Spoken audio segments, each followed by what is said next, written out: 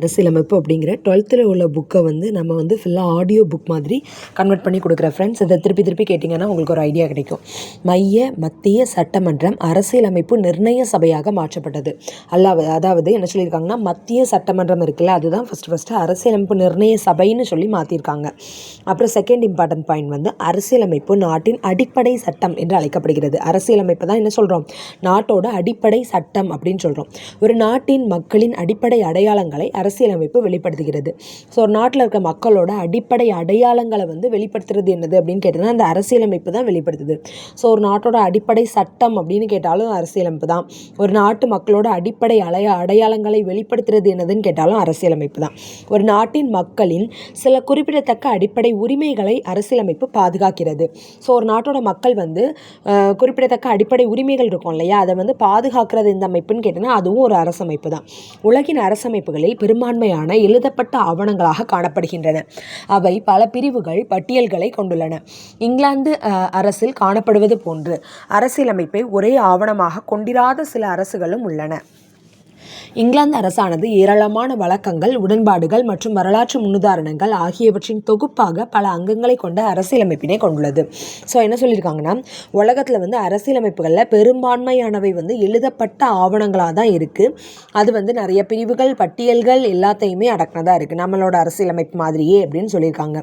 இங்கிலாந்து அரசில் காணப்படுவது போன்று அரசியலமைப்பு ஒரே ஆவணமாக கொண்டிராத சில அரசுகளும் உள்ளன. பீட்டா பாட்டாக கொண்டிராத இங்கிலாந்து அரசில் ஒரே ஆவணமாக இருக்காது அரசியலமைப்பு. ஸோ அந்த மாதிரி ஒரே ஆவணமாக கொண்டிராத அரசமைப்புகளும் இருக்கான். சரி, இங்கிலாந்து அரசு ஏராளமான வழக்கங்கள், உடன்பாடுகள் மற்றும் வரலாற்று முன்னுதாரணங்கள் ஆகியவற்றின் தொகுப்பாக பல அங்கங்களை கொண்ட அரசியலமைப்பினை கொண்டுள்ளது. அது அவங்களுக்கு ஏதாவது எக்ஸாம்பிள் கிடச்சிருக்கும். அந்த மாதிரி ஒரு டைமுக்கு ஏற்ற மாதிரி அவங்க சின்ன சின்ன தொகுப்புகளாக வச்சுருக்காங்க அவங்களோட அரசியலமைப்பை. யார்? இங்கிலாந்து. மத சார்பின்மை கோட்பாட்டினை பின்பற்றாத அரசு மத சார்பு அரசு எனப்படும். அதாவது மத சார்பின்மை அப்படிங்கிறது தான் இந்தியாவோட கொள்கை இல்லையா. இந்த மாதிரி கொள்கையை கோட்பாட்டை எந்த அரசு பின்பற்றலையோ அந்த அரசை நம்ம மத சார்பு அரசுன்னு சொல்கிறோம். எக்ஸாம்பிள் பாகிஸ்தான், வாட்டிக்கன் சொல்லியிருக்காங்க.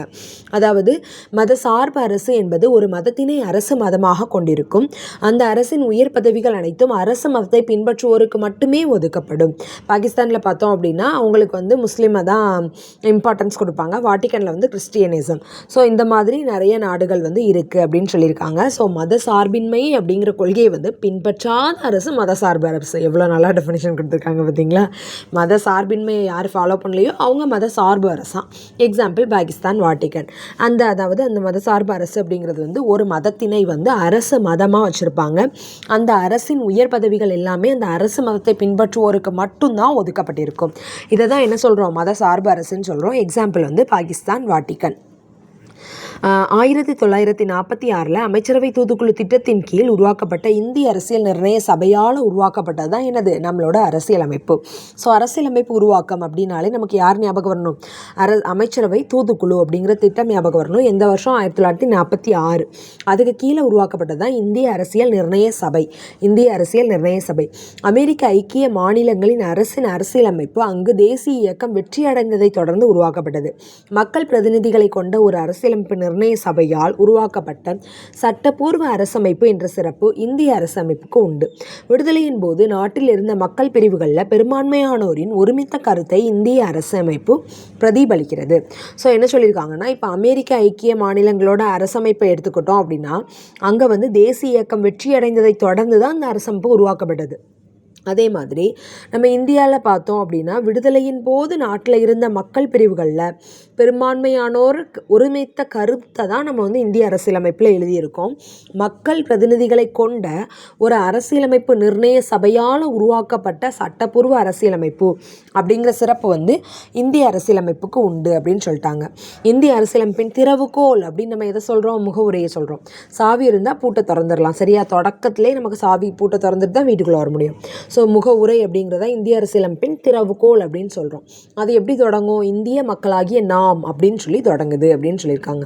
இந்திய அரசியலமைப்பு அல்லது பின்னர் கொண்டு வரப்பட்ட திருத்தங்களில் ஒன்றோ கூட இதுவரை பொது வாக்கெடுப்புக்கு விடப்பட்டதில்லை. அதாவது இந்திய அரசியலமைப்பு அல்லது பின்னர் கொண்டு வரப்பட்ட திருத்தங்களில் ஒன்று கூட இதுவரையும் பொது வாக்கெடுப்புக்கு வந்து நம்ம விட்டதே இல்லை.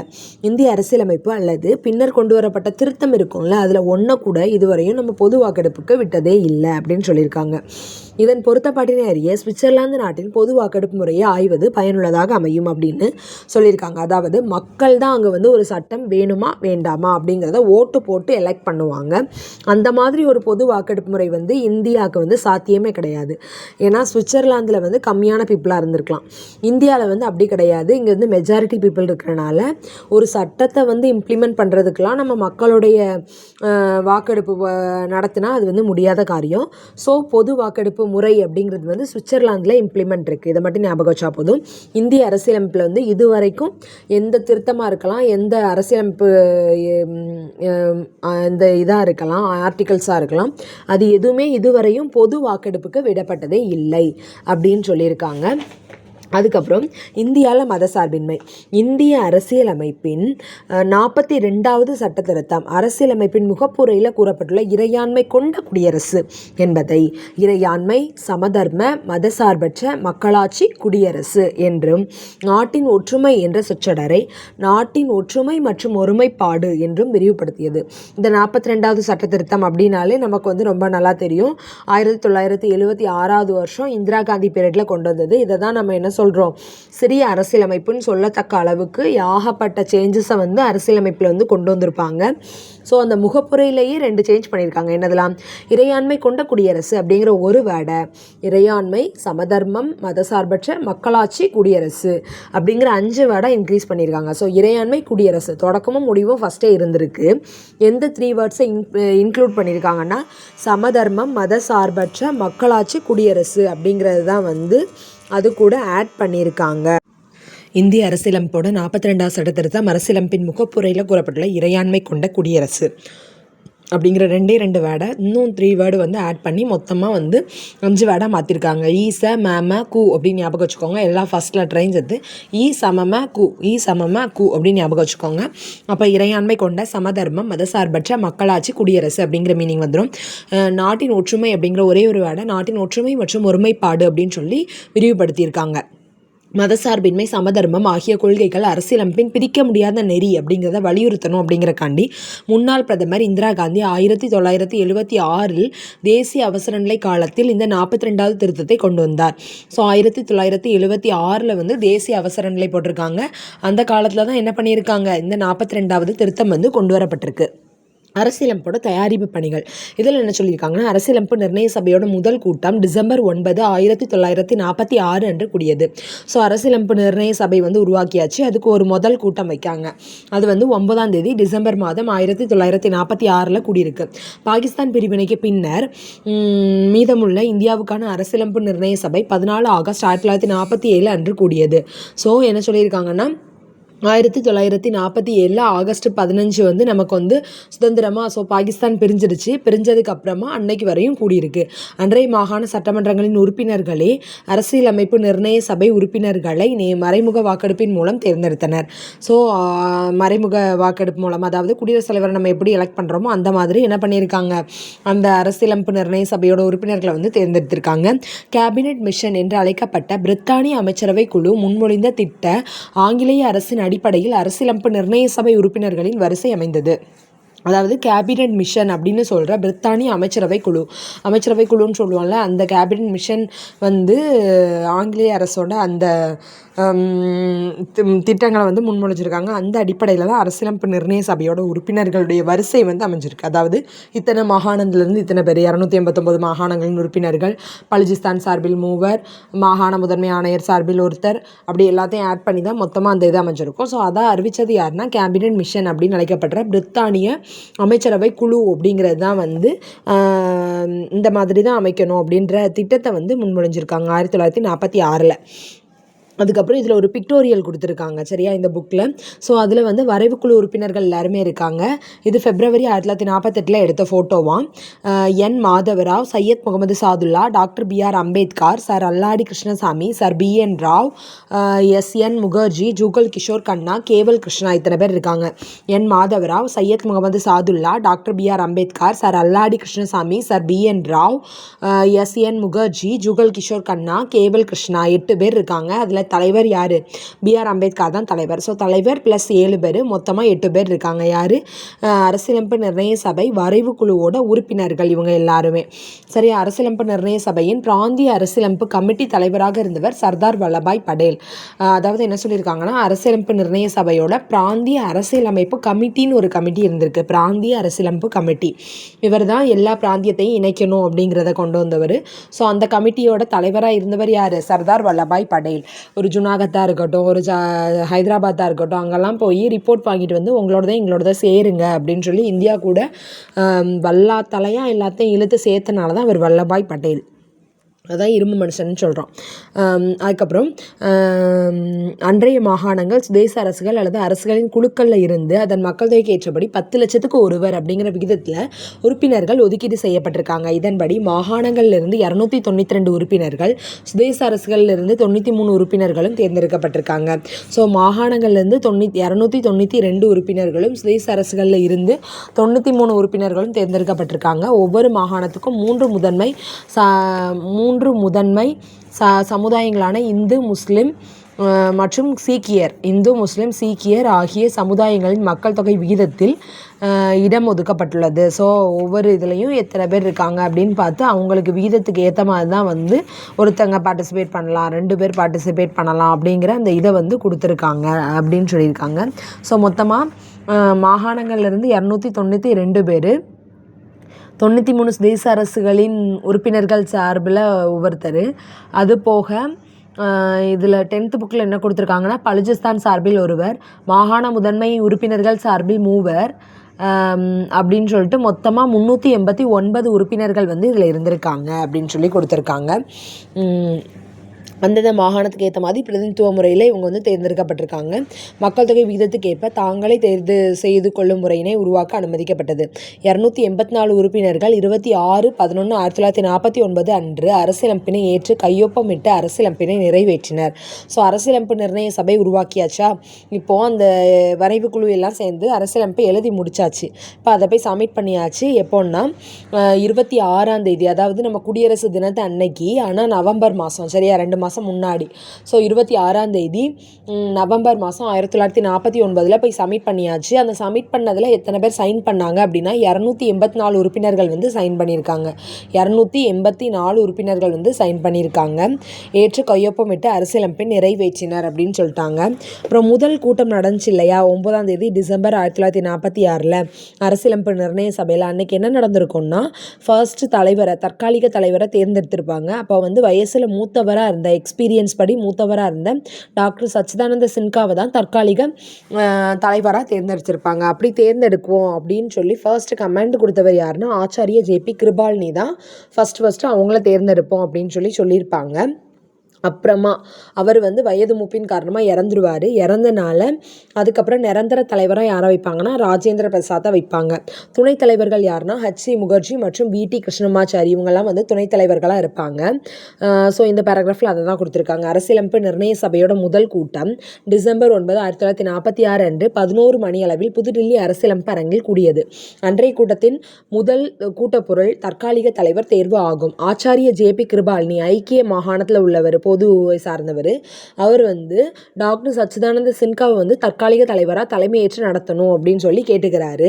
ஸோ அவர் முன்மொழிந்தது கேட்பதான் அதை ஏற்றுக்கிறாங்க. அரசியலமைப்பு நிர்ணய சபையின் இறுதி நிகழ்வான அரசியலமைப்பு ஒப்புதல் தருவதற்கான சபை வந்து 24/1/1950, அதாவது நம்ம குடியரசு தினத்துக்கு முன்னாடி 2 நாள் முன்னாடி எல்லாத்துக்கும் இறுதி நிகழ்வாக அரசியலமைப்புக்கு ஒப்புதல் கொடுங்க அப்படின்னு சொல்லி கேட்குற அன்னைக்கு கூட்டத்துக்கு தலைமையேற்றவர் யாருன்னா ராஜேந்திர பிரசாத். அவர் தான் நிரந்தர தலைவர்.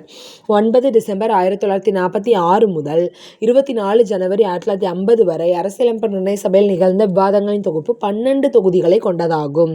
ஸோ ஒரு டேயையும் எப்பப்போ கூட்டம் கூடியிருக்கு அப்படின்னு கவுண்ட் பண்ணோம்னா 12 தொகுதின்னு இருக்குது. இது 10th புக்கில் 11 தொகுதின்னு இருக்குது. சரியா, ஆப்ஷன்ஸை பார்த்து போட்டுக்கோங்க.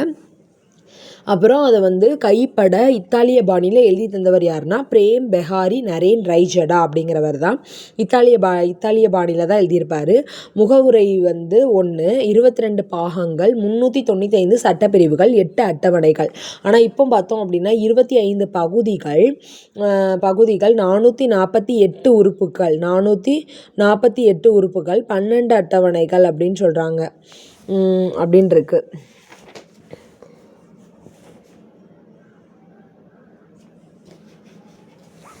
ஸோ இது வந்து மாறி இருக்கலாம். இப்போது 448 உறுப்புகள் தான் இருக்கான்னு மட்டும் செக் பண்ணிக்கோங்க. ஆனால் பகுதிகள் 25 தான், அட்டவணை 12 தான் இப்போ வரையும் இருக்குது.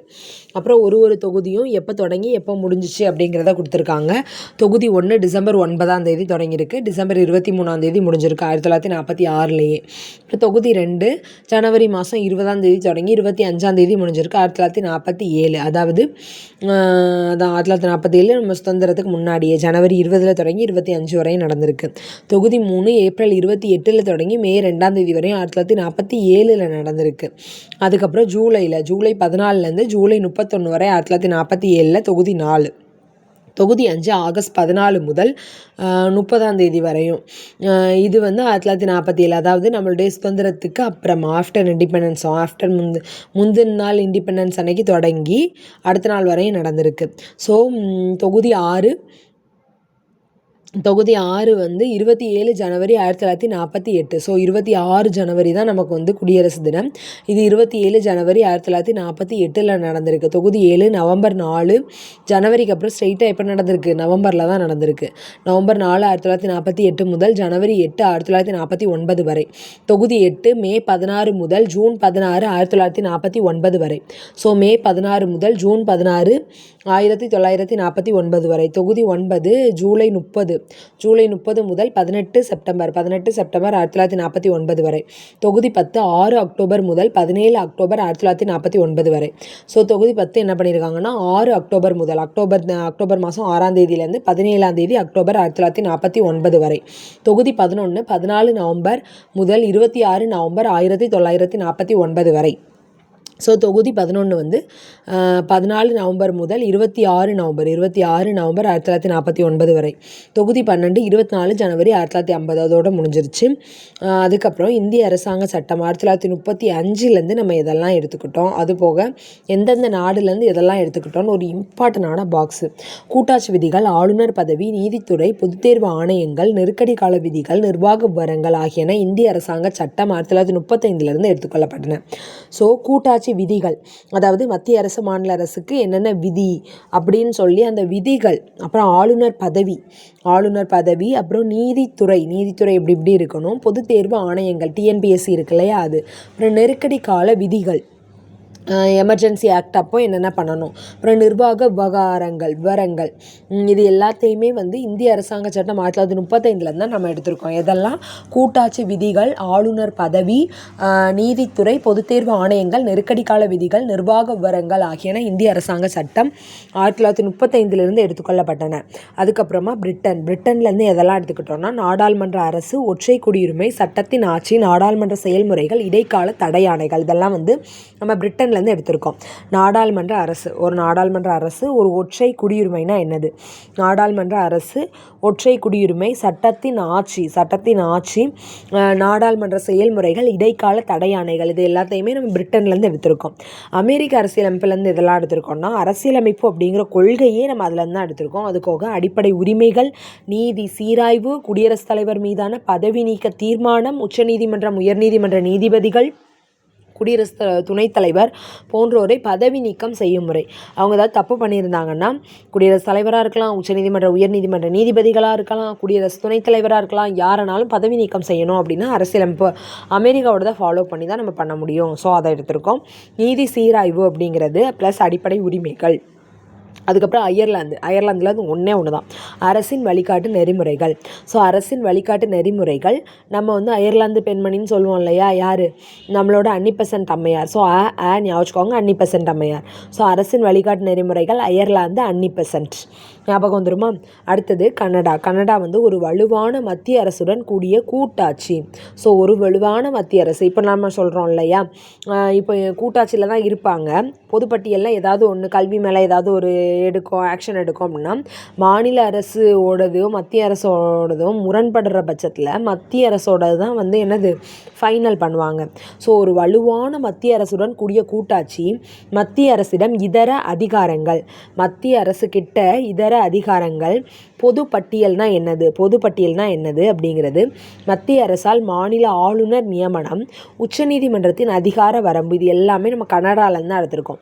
ஒரு வலுவான மத்திய அரசுடன் கூடிய கூட்டாட்சி, மத்திய அரசிடம் இதர அதிகாரங்கள், பொதுப்பட்டியல், மத்திய அரசால் மாநில ஆளுநர் நியமனம், உச்சநீதிமன்றத்தோட அதிகார வரம்பு, அறிவுரை அதிகார வரம்பு. இது எல்லாத்தையுமே கனடாலேருந்து தான் எடுத்திருக்கோம். ஸோ கண் வந்து ரொம்ப இம்பார்ட்டன்ட் இல்லையா, கனடா வந்து என்ன சொல்லுதுன்னா, வலுவான மத்திய அரசோட இம்பார்ட்டன்ஸை தான் சொல்லுது.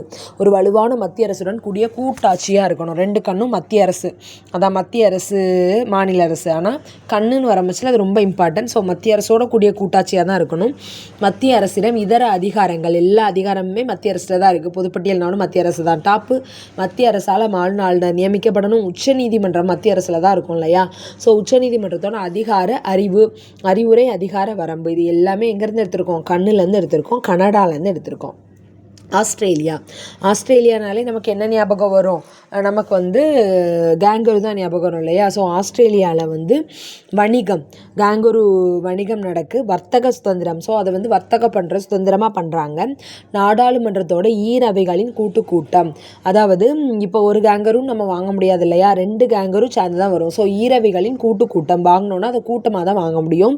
ஸோ நாடாளுமன்றத்தின் ஈரவைகளின் கூட்டம், இந்தியாவுக்குள்ளே வர்றதுக்கு, இந்திய நாட்டுக்குள்ளே வர்றதுக்கு 2 கேங்கரும் சேர்த்து தான் நம்ம வந்து வாங்க முடியும். வணிகம், அதாவது ஆஸ்திரேலியா கேங்கரு வணிகத்தை வந்து வர்த்தக சுதந்திரம் பண்ணி தந்திருக்காங்க. நம்ம நாடாளுமன்றத்துக்குள்ளே, நம்ம நாட்டுக்குள்ளே கொண்டு வர்றதுக்கு அந்த வந்து ஒரு கேங்கருக்கு பாஸ்போர்ட் எடுத்துகிட்டு கொண்டு வர முடியாது. ஸோ 2 கேங்கருவாக தான் கொண்டு வர முடியும். ஏன்னா அதுக்கு ஒரு பை இருக்கும், அதுக்குள்ளே இன்னொரு குட்டி இருக்கும் இல்லையா. ஈரவைகளின் கூட்டமாக தான் கூட்டு வர முடியும் அப்படின்னு சொல்லியிருக்காங்க. யார், ஆஸ்திரேலியா. அடுத்த ஜெர்மனி வெய்மர் அரசியலமைப்பு. நமக்கு ஜெர்மனினாலே யார் ஞாபகம் வருவா, ஹிட்லர் ஞாபகம் வருவாங்க இல்லையா. ஸோ ஹிட்லருடைய ஆட்சி இருந்தால் எப்படி இருக்கும் ஞாபகப்படுத்துங்க, நெருக்கடியாக இருக்கும். ஸோ நெருக்கடி நிலை காலத்தில் அடிப்படை உரிமைகள் பறிப்பு, அடிப்படை உரிமையெல்லாம் நமக்கு வந்து ஹிட்லர் தரமாட்டார், பறிச்சிருவார் எல்லாத்தையும். ஸோ அந்த நெருக்கடி காலத்தில், அதாவது குடியரசுத் தலைவர் ஆட்சி அப்ளை பண்ணியிருக்க காலகட்டத்தில் அடிப்படை உரிமைகள் பறிக்கணும் அப்படிங்கிறத எங்கேருந்து எடுத்தோம், ஜெர்மனி வெய்மர் அரசியலமைப்புலேருந்து எடுத்துக்கிட்டோம். ஸோ இதில் வந்து பறிக்கப்படாத உரிமைகள் 2 இருக்குது. அரசியலமைப்பு 2021 மட்டும் நம்ம வந்து எப்போவுமே நமக்கானது. சோவியத் யூனியன் அடிப்படை கடமைகள், முகப்புரையில் சமூக பொருளாதார அரசியல் நீதியின் மாண்புகள், அடிப்படை கடமைகள் 42வது திருத்தத்தில் உறுதிப்படுத்தப்பட்டது. ஸோ சோவியத் யூனியன் என்ன சொல்லியிருக்காங்கன்னா, சோவியத் யூனியன்னா அதுதான் நம்ம ரஷ்யா. அடிப்படை கடமைகள் அப்படிங்கிறது நம்ம சோவியத் யூனியன்லேருந்து தான் எடுத்திருக்கோம். முகப்புரையில் சமூக பொருளாதார அரசியல் அப்படிங்கிற அந்த 3 வேர்டு சோவியத் யூனியன்லேருந்து தான் எடுத்திருக்கோம். சரியா. அதுபோக நீதியின் மாண்புகள், அடிப்படை கடமைகள் 42வது திருத்தத்தில் உறுதிப்படுத்தப்பட்டது. 42வது திருத்தத்தில் தான் அந்த 51A வந்து ஜாயின் பண்ணியிருப்பாங்க. 42வது திருத்தம் இந்த வருஷம் ஞாபகம் இருக்கா, 1976. Very good. சரியா. அப்போ அடிப்படை கடமைகள், முகப்புரையில் சமூக பொருளாதார அரசியல் நீதியின் மாண்புகள், அடிப்படை கடமைகள் உறுதிப்படுத்தப்பட்டது. எல்லாமே வந்து எந்தது, சோவியத் யூனியன் ரஷ்யாவிலேருந்து தான் நம்ம எடுத்திருக்கோம். அதுக்கப்புறம் பிரான்ஸில் வந்து 10th ஒரு பாக்ஸ் கொடுத்துருப்பாங்க பார்த்தீங்களா, பிரெஞ்சு புரட்சியோட விளைவாக தான் நம்ம சுதந்திரம், சமத்துவம், சகோதரத்துவம் இதெல்லாம் வந்து முக்கிய முழக்கங்கள் ஆயிடுச்சு.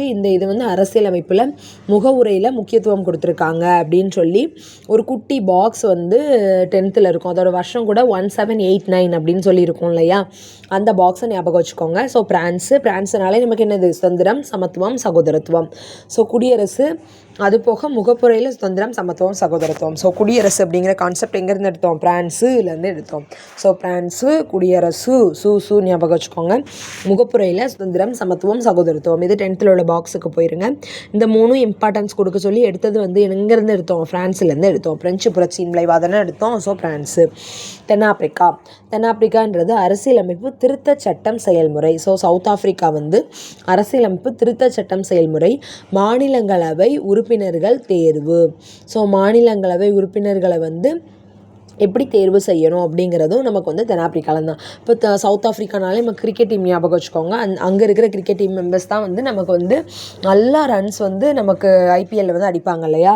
ஸோ ஒரு மாநிலங்களவையில் உறுப்பினர்கள் எப்படி தேர்வு செய்யணும் அப்படிங்கிறது தென்னாப்பிரிக்காவில் தான் நம்ம தேர்வு செஞ்சோம் அப்படின்னா ஐபிஎல்லில் நம்ம ஜெயிக்கலாம். ஸோ மாநிலங்களவையில் உறுப்பினர்கள் தேர்வு எந்த மாதிரி நம்ம வந்து எலெக்ட் பண்ணணும் அப்படிங்கிற மெத்தடும்.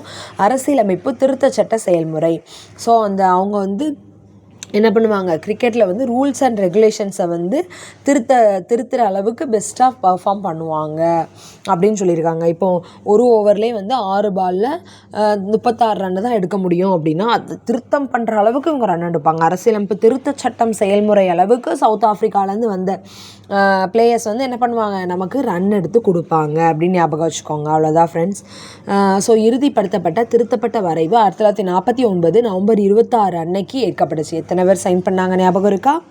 Very good. 284 பேர் சைன் பண்ணாங்க. அவ்வளோதான் ஃப்ரெண்ட்ஸ். இது நம்ம 1.1ம் 1.2லையும் இம்பார்ட்டன்ட் பாயிண்ட்ஸ் ஃபுல்லாக வந்து ரிவைஸ் பண்ணிட்டோம். தேங்க்யூ.